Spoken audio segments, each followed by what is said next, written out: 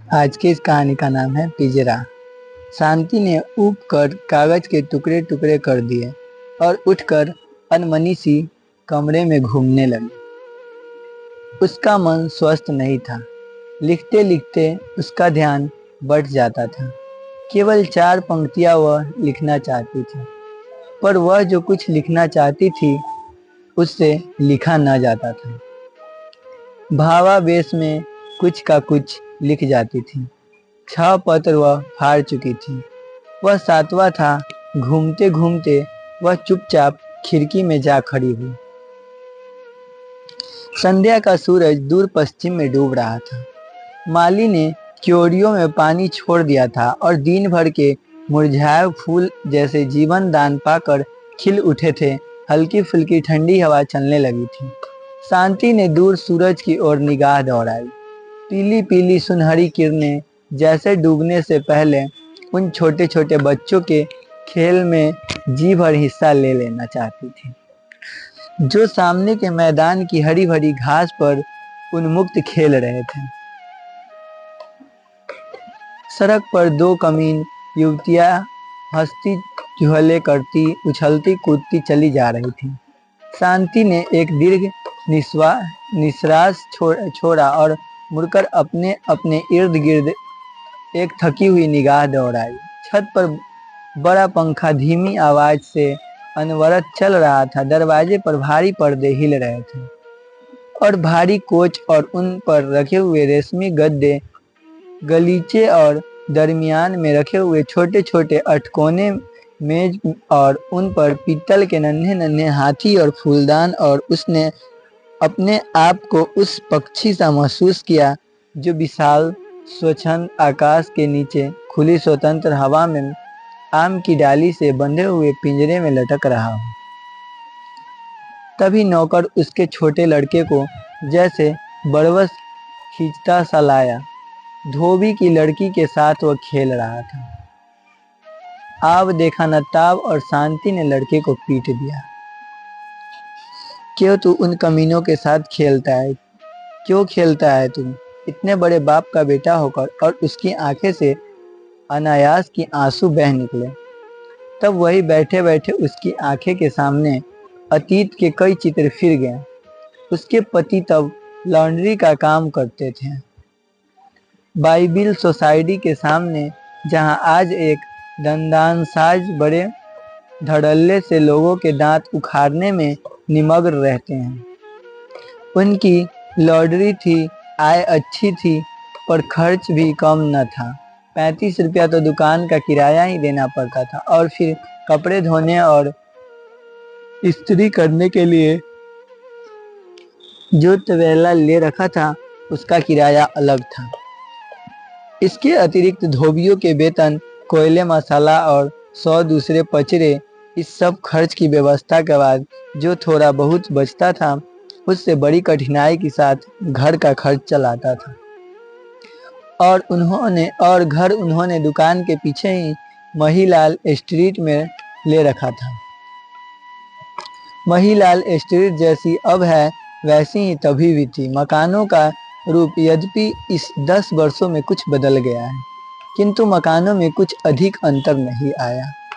अब भी इस इलाके में कमीन बसते हैं और तब इस बरसते थे। सील भरी अंधेरी कोठरियां चमारों, धीवरों और शुद्ध हिंदुओं का निवास स्थान थी। एक ही कोठरी में रसोई, बैठक, शयन गृह, और वह भी ऐसा जिसमें सास ससुर, बेटा बहू, लड़कियां लड़के सब एक साथ सोते हो। जिस मकान में शांति रहती थी उसके नीचे टेंडी चमार अपने 8 लड़के लड़कियां के साथ रहता था।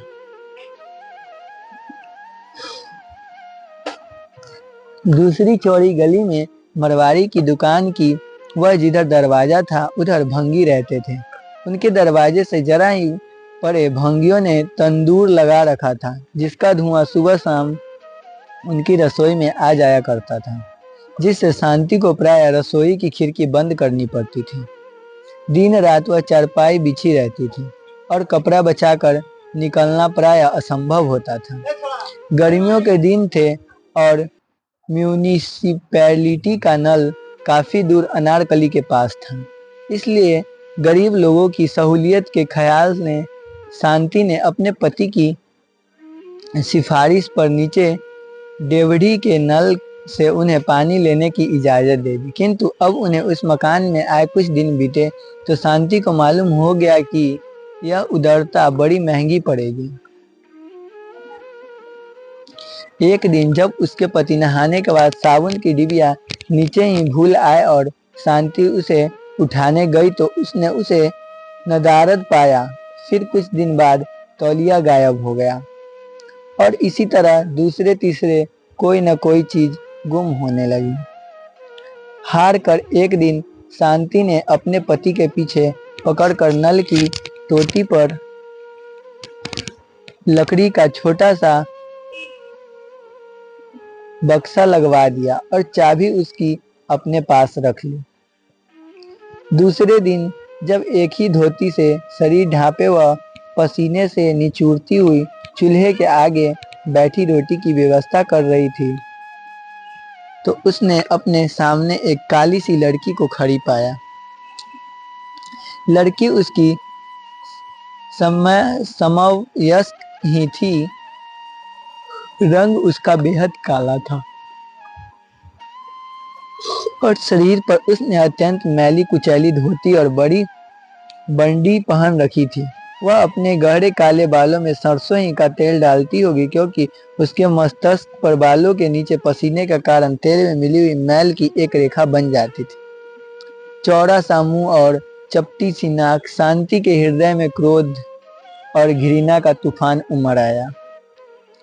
आज तक घर में जमादारी के अतिरिक्त नीचे रहने वाली किसी कमीन लड़की को ऊपर आने का साहस न हुआ था और न स्वयं ही उसने किसी से बातचीत करने की कोशिश की थी। लड़की मुस्कुरा रही थी और उसकी आंखें में विचित्र सी चमक थी। क्या बात है? जैसे आंखों ही आंखों में शांति ने क्रोध से पूछा। तनिक मुस्कुराते हुए लड़की ने प्रार्थना की, बीबी जी पानी लेना है। हमारा नल भंगी चमारों के लिए नहीं है। हम भंगी है न चमार। फिर कौन हो? मैं बीबी जी सामने के मंदिर के पुजारी की लड़की। लेकिन शांति ने आगे न सुन था। उसे लड़की से बातें करते करते घिन आती थी। धोती की छोर से चाबी खोलकर उसने फेंक दी। इस काले कलूटे शरीर में दिल काला न था और शीघ्र ही शांति को इस बात का पता चल गया। रोज ही पानी लेने के वक्त चाबी के लिए गोमती आती। गली के पूर्वियों का जो मंदिर था वह उसके पुजारी की लड़की की थी। अमीरों के मंदिर के पुजारी भी मोटरों में घूमते हैं। यह मंदिर था गरीब पूर्वियों का, जिनमें प्रायः सब चौकीदार, चपरासी, साइंस अथवा मजदूर थे। पुजारी का कुंटूब भी खुली गली के एक ओर भंगियों की चारपाइयों के सामने सोता था और जब रात को कोई तांगा उधर गुजारता तो प्रायः किसी न किसी की चारपाई उसके साथ घिसटती हुई चली जाती।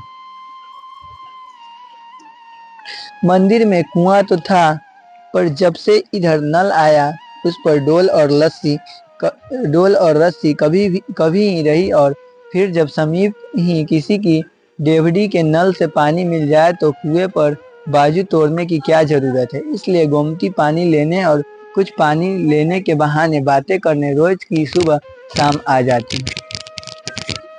बटलोही नल के नीचे रखकर जिसमें सदैव पान के कुछ पत्ते तैरा करते वह ऊपर चली आती। फिर बातों बातों में भूल जाती थी। वह पानी लेने आई और उस समय तक न उठती जब तक उसकी बुढ़िया दादी गली में अपनी चारपाई पर बैठी हुई चीख चीख कर गालियां देती हुई उसे न पुकारती। इसका यह मतलब नहीं कि इस बीच की शांति और गोमती में मित्रता हो गई थी। हाँ, इतना आवश्यक हुआ कि शांति जब रसोई में खाना बनाती अथवा अंदर कमरे में बैठी कपड़े सीती तो उसको गोमती का सीढ़ियों में बैठकर बातें करते रहना बुरा नहीं लगता था। कई तरह की बातें होती, मोहल्लों के भंगियों की बातें, चमारों के घरेलू झगड़ों की बातें और फिर कुछ गोमती की निजी बातें। इस बीच में शांति को मालूम हो गया कि गोमती का विवाह हुए बरसों बीत चुके थे, पर उसने अपने पति की सूरत नहीं देखी। बेकार है, इसलिए ना वह उसे लेने आता है और ना उसके पिता उसके साथ भेजते हैं। कई बार छेड़ने की गरज से या कई बार मात्र आनंद लेने के गरज से ही शांति उससे उसके पति के संबंध में और उसके अपने मनोभावों के संबंध में प्रश्न पूछती। उत्तर देते समय गोमती शर्मा जाती थी, किंतु इतना सब कुछ होते हुए भी उसकी जगह वही सीढ़ियों में ही बनी रही। फिर किस प्रकार पुजारी की वह काली कलूटी लड़की वहां से उठकर उसके इतने समीप आ गई कि शांति ने एक बार अनायास आलिंगन में लेकर कह दिया, आज से तुम मेरी बहन हुई गोमती। वह सब आज भी शांति को स्मरण था। सर्दियों की रात थी और अनारकली में सब और धुआं धुआं हो रहा था। ऐसा प्रतीत होता था जैसे लाहौर के समस्त तंदूरों, होटलों, घरों और कारखानों से सारे दिन उठने वाले धुएं ने सांझ होते ही इकट्ठे होकर अनारकली पर आक्रमण कर दिया हो। शांति अपने नन्हे को कंधे से लगाए हाथों में कुछ हल्के फुल्के लिफाफे थामे क्रय विक्रय करके चली आ रही थी। वह कई दिन के अनुरोध के बाद अपने पति को इधर ला सकी थी और उन्होंने जी भर खाया पिया और खरीद किया था।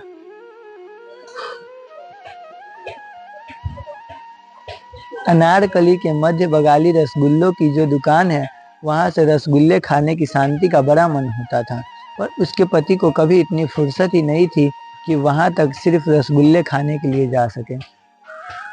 अस्पताल रोड के सिरे पर हलवाई के साथ चाट वाले की जो दुकान है, वहां से चाट खाने को शांति की बड़ी इच्छा थी, पर चाट ऐसी निकम्मी चीज खाने के लिए काम छोड़कर जाने का अवकाश शांति के पति के पास कहाँ। कई दिनों से वह अपने उम्मी के लिए कुछ गर्म कपड़ों के टुकड़े खरीदना चाहती थी। सर्दी बढ़ रही थी और उसके पास एक भी कोट न था, और फिर गर्म कपड़ा ना सही, वह चाहती थी कि कुछ दिन ऊन की मोल ले ली जाए ताकि नन्हे का स्वेटर बुन दिया जाए, पर उसके पति हूँ हाँ करके टाल जाते थे। किंतु उस दिन वह निरंतर महीने भर तक अनुरोध करने के बाद उन्हें अपने साथ अनारकली ले जाने में सफल हुई थी, और उस दिन उन्होंने जी भर बंगाली के रसगुल्ले और चाट वाले की चटपटी चाट खाई थी। बल्कि घलुए में मोहन के पकौड़े और मटरों वाले आलूओं के स्वाद भी चखे थे। फिर उम्मी के लिए कपड़ा भी खरीदा था और ऊन भी मोल ली थी, और 2 आने दर्जन ब्लेडों वाली गुड़वोग की डिबिया तथा एक कोलगेट साबुन की 2 आने वाली टिकिया उसके पति ने भी खरीदी थी। उसके पति कई दिनों से वे उन्हीं पुराने ब्लेडों के सिरों के गिलास में तेज करके नहाने वाले साबुन से ही हजामत बनाते आ रहे थे, और उस दिन शांति ने यह सब खरीदने के लिए उन्हें विवश कर दिया था, और दोनों जने यह सब खरीद कर खर्च करने के आनंद की अनुभूति की पुलकित चले आ रहे थे। दिसंबर का महीना था और सूखा जाड़ा पड़ रहा था। शांति ने अपने सस्ते पर गर्म शाल को नन्हे के गिर्द और अच्छी तरह लपेटते हुए अचानक कहा, निगौड़ा सूखा जाड़ा पड़ रहा है, सुनती हूँ नगर में बीमारी फैल रही है। पर उसके पति चुपचाप धुएं के कारण कड़वी हो जाने वाली अपनी आंखों में रुमाल से मलते चले आ रहे थे। शांति ने फिर कहा, हमारी अपनी गली में कोई लोग बीमार हो गए। परसों टेडी चमार का लड़का निमोनिया से मर गया। तभी माल में लिपटा लिपटा बच्चा हल्के हल्के 2 बार खांसा और शांति ने उसे और भी अच्छी तरह शाल में लपेट लिया। उसकी बात को सुनी अनसुनी करके उसके पति ने कहा, आज बेहद बद परहेजी की है, पेट में सख्त गड़बड़ी हो रही है। घर आकर शांति ने जब लड़के को चारपाई पर लिटाया और मस्तक पर हाथ फेरते हुए उसकी बालों को पिछली तरफ किया तो वह चौंक कर पीछे हटी। उसने डरी हुई निगाहों से अपने पति की ओर देखा। वे सिर को हाथों में दबाए नाली पर बैठे थे। उम्मी का माथा तो तबे की तरह तप रहा है।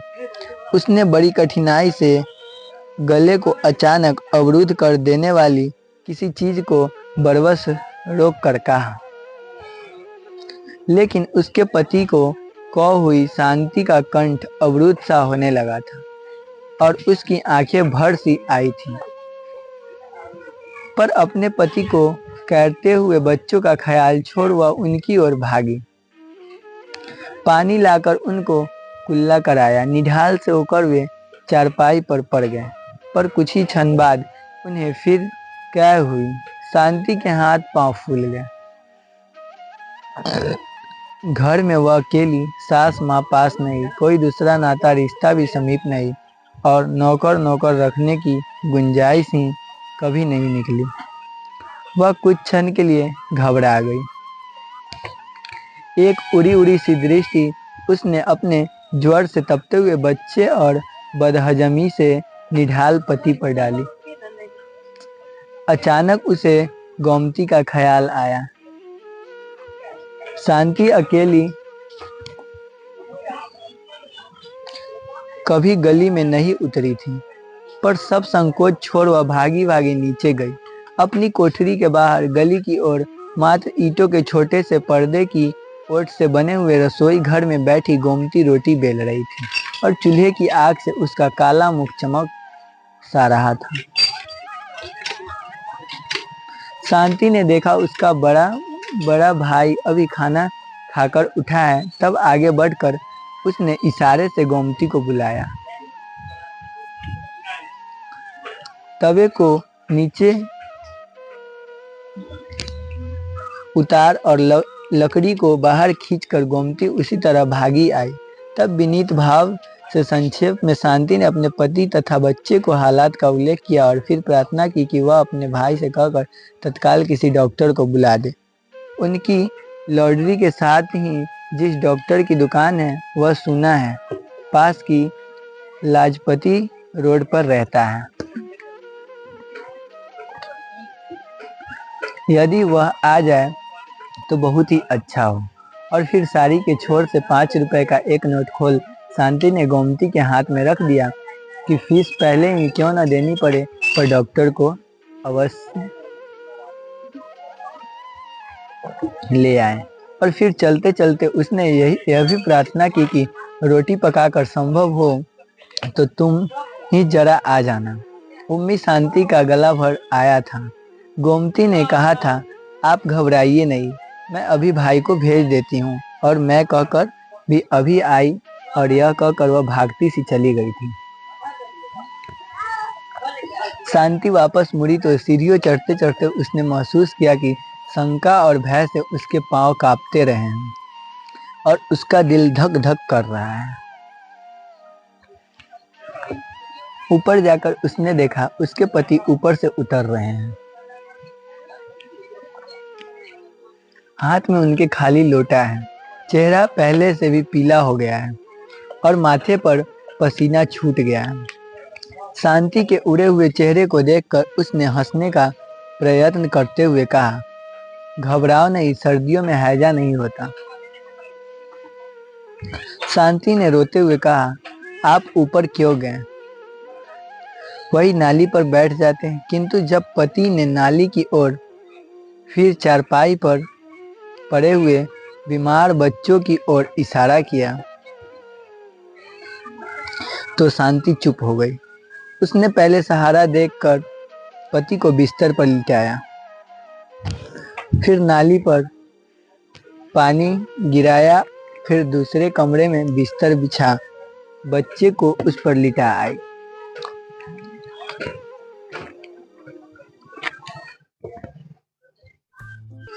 तभी गोमती आ गई। खाना तो सब खा चुके थे। अपने हिस्से का आटा उठा आग बुझा हुआ भाग आई थी। आई और यह कहकर वह भागती सी चली गई थी। शांति वापस मुड़ी तो सीढ़ियों चढ़ते चढ़ते उसने महसूस किया कि शंका और भय से उसके पांव कांपते रहे और उसका दिल धक धक कर रहा था। ऊपर जाकर उसने देखा उसके पति ऊपर से उतर रहे हैं। हाथ में उनके खाली लोटा है, चेहरे पहले से पीला हो गया है और माथे पर पसीना छूट गया है। शांति के उड़े हुए चेहरे को देखकर उन्होंने हंसने का प्रयत्न करते हुए कहा, घबराओ नहीं, सर्दियों में हैजा नहीं होता। शांति ने रोते हुए कहा, आप ऊपर क्यों गए हैं? वही नाली पर बैठ जाते। किंतु जब पति ने नाली की ओर और फिर चारपाई पर पड़े हुए बीमार बच्चों की ओर इशारा किया तो शांति चुप हो गई। उसने पहले सहारा देकर पति को बिस्तर पर लिटाया, फिर नाली पर पानी गिराया, फिर दूसरे कमरे में बिस्तर बिछा बच्चे को उस पर लिटा आई। तभी गोमती आ गई। खाना तो सब खा चुके थे। अपने हिस्से का आटा उठा, आग बुझा, वह भाग आई थी। शांति ने कहा, मैं उम्मी को उधर कमरे में लिटा आई हूँ। मुझे डर है उसे सर्दी लग गई है। सांस ने उसे और भी कठिनाई से आने लगी है और खांसी भी बढ़ गई है। निचली कोठरी में पड़े हुए पुरानी लिहाया से कपड़े ले लो और अंगीठी में कोयले डाल उसकी छाती पर जरा उससे सेक दो। इनके पेट में गड़बड़ है, मैं इधर इसका कुछ उपचार करती हूँ। कुछ नहीं तो गर्म पानी करके बोतल ही फेरती हूँ। गोमती ने कहा, इन्हें बीबी जी कोई हाजमे की चीज दो। हमारे घर तुम्मे की अजवाइन है, मैं उसमें से कुछ ले आई हूँ। जब तक डॉक्टर आए उसे ही जरा गर्म पानी से इन्हें दे दो। बिना किसी तरह की हिचकिचाहट के शांति ने मैली सी पुड़िया में बांधी काली सी अजवाइन ले आई थी और गोमती अंगीठी में कोयले डाल नीचे कपड़े लेने भाग आई थी। बाहर शाम बढ़ चली थी। वही कमरे के अंधेरे में बैठे बैठे शांति की आंखें के आगे चिंता और फिक्र के वे सब दिन रात फिर गया। उसके पति को हैजा तो न था, किंतु गैस्ट्रोएंटेराइटिस तीव्र किस्म का था। डॉक्टर के आने तक शांति ने गोमती के कहने पर उन्हें तुम्मे की अजवाइन दे दी थी। प्याज भी सुंघाया था और गोमती अंगीठी उठाकर दूसरे कमरे में बच्चे की छाती पर सेक सोने चली गई थी।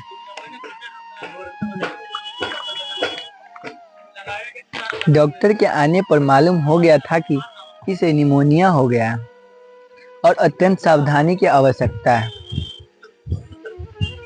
शांति अपने पति और अपने बच्चे दोनों के साथ एक साथ कैसे तीमारदारी करती, उसने अपनी व्यवस्था से गोमती की ओर देखा था और उसे होठ हिलाने की जरूरत ना पड़ी थी। बच्चों की सेवा शुश्रूषा की समस्त भार गोमती ने अपने कंधे पर ले लिया था। शांति को मालूम भी न हुआ था कि वह कब घर जाती है, कब घर वालों को खाना खिलाती है या खाती है, या खिलाती खाती भी है या नहीं। उसने तो जब देखा उसे छाया की भांति बच्चे के पास गया। कई दिन तक एक ही जुन खाकर गोमती ने बच्चे की तीमारदारी की थी। दोपहर का समय था। उसके पति दुकान पर गए हुए थे। उम्मी को भी अब आराम था और वह उसकी गोद से लगा सोया पड़ा था और उसके पास ही फर्श पर टाट बिछाए गोमती पुराने ऊन के धागे से स्वेटर बुनना सीख रही थी। इतने दिनों की थकी हारी उम्मीदी शांति की पलकें धीरे धीरे बंद हो रही थी। अब उन्हें खोलती थी पर वे फिर बंद हो जाती थी। आखिर वह वैसी ही पड़ी पड़ी सो गई थी। जब वो फिर उठी तो उसने देखा उम्मी रो रहा है और गोमती उसे बड़े प्यार से सुरीली आवाज में थपक थपक कर लोरी दे रही है। शांति ने फिर आंखें बंद कर ली। उसने सुना गोमती धीमे धीमे स्वर से गा रही थी।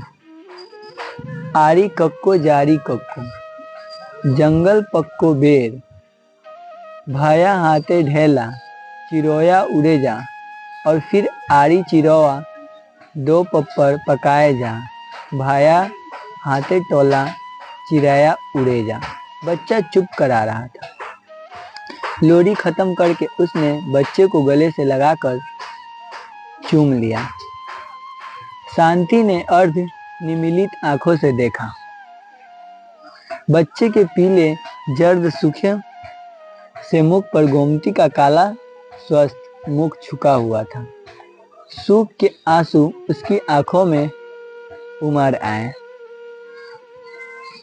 उसने उठकर गोमती से बच्चे को ले लिया था और जब वह फिर टाट पर बैठने लगी थी तो दूसरे हाथों से शांति ने उसका हाथ पकड़ चारपाई पर बिठाते हुए उसे अपने बाजू से बांध लिया था और कहा था, आज से तुम मेरी बहन हुई गोमती। आंखें बंद किए शांति इन्हीं स्मृतियों में गुम थी। उसकी आंखों से चुपचाप आंसू बह रहे थे कि अचानक उसके पति अंदर दाखिल हुए। किसी जमाने में लॉटरी चलाने वाले और समय पड़ने पर स्वयं हाथ से इस्त्री गर्म करके कपड़े को प्रेस करने में भी हिचकिचाहट न महसूस करने वाले दीनदयाल और लाहौर की प्रसिद्ध फर्म दीनदयाल एंड एम्स के मालिक प्रख्यात शेयर ब्लोरर लाला दीनलाल में महान अंतर था।